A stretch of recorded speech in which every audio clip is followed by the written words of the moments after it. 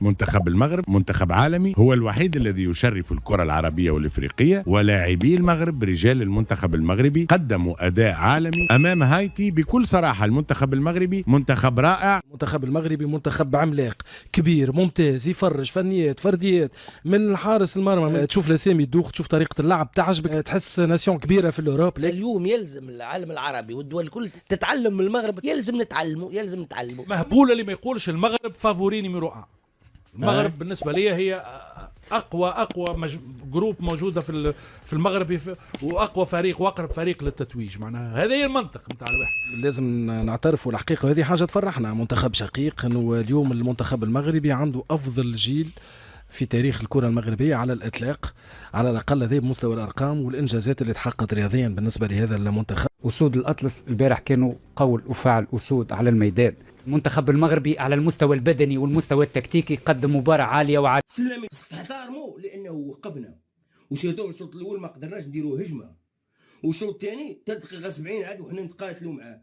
لو كان عنده الاحتياط صحيح وكان عارف يجاري الاحتياط ديالو كان قادر يبهدلنا ونخرجوا بفضيحه مع الاردن. بصح باش تجيو تهجموا عليه بهذيك الطريقه واللي تسمع لي انت هذا ولد العاقل وتسمعوا لي هاد العكاكن هذو وتدي روحك ديريكت انت للهلاك، على من لو كان الله يترقصته ولا تما راه غادي يجبدوك مباشره طاق هيا تضرب الحبس وتضرب هذيك ولا من على ما كان والو. هزوا هذا المهابيل والله لا حنا المهم لا حول ولا قوه الا بالله العظيم. هذا من جهه سيليكار راه صار لهم واحد المشكله في فيستيار قد نهار.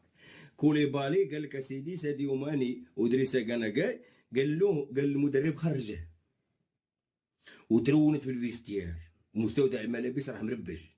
طلبت لكم انا والله القسم يا ربي الشتات، انا نقولها ونعاود يا ربي الشتات ويخرجوا كامل المشاكل ديالكم. الغرق انا بغيتكم الغرق يا ودي. راه هادشي اللي درتوه في لاكوب دافريك غيتخلصوه بالدوبل والتريبل، حنا كنا عارفينها. لاكوب دافريك غتجي لكم، الشهرة صاريه لكم في ميريكان، ومازال ان شاء الله باذن الله غادي هاد الفرقه وهاد المدرب هذا يبقى يطلب ما غادي يعاونوا لا صحافه زيكو، ما غادي يعاونوا لا الاعلام الفرنسي، ما غادي يعاونوا حتى شي واحد. لا هذوك اللي راهم يطبلوا له يجي نهار وفين يتردم ما يسيب له حتى واحد الاثار.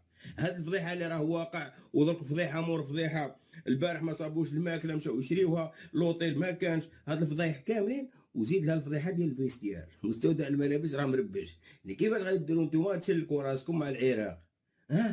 مازال غادي تطردق عندكم فضايح في التربص هذا الجاي. مازال هاد المقابله ديال العراق عندكم تربص من العراق كوارث، وباش ترجع ما غاديش تقدر ترجع.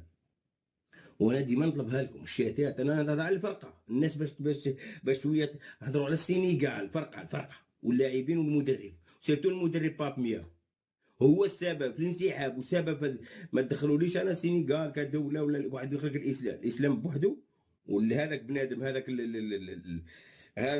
هذا المدرب باب ميا بوحده، لانه هو سبب هذيك الفتنه وهو سبب هذيك المشاكل بداها وهاجم على المغرب ومعاه اطراف بزاف. ولكن حنا هذاك الانسان خصو يخرج من كاس العالم، يخرج بتبهديله بثلاثه ديال الانهزامات باش تعرفوا شكون هو اللي ظلم، باش الناس تيقن هذه غير العداله الالهيه راه تخرج فيه. ياك هما اللي قالوا العداله الالهيه ومن العداله الالهيه تخرج فيه. تخيل كاس العالم تدي ثلاثه ديال الهزيمه، هزيمه مع فرنسا، وهزيمه مع الاخرى، هزيمه مع النرويج، وغادي تزيد هزيمه مع العراق ان شاء الله. تا العراق غادي تهزمك باش هكذاك باش دير ثلاثه ديال الهزايم وتمشي. هذه من جهه.